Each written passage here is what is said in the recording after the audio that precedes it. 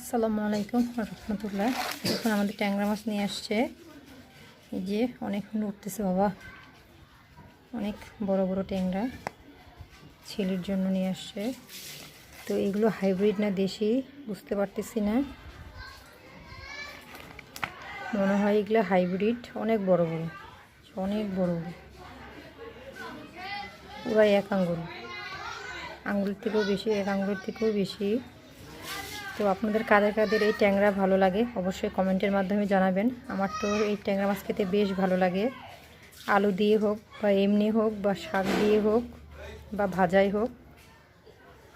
তো আপনাদের ভালো লেগে থাকলে অবশ্যই কমেন্টের মাধ্যমে জানাবেন। ঠিক আছে, আজকের মতো আসসালামু আলাইকুম, আল্লাহ হাফিজ।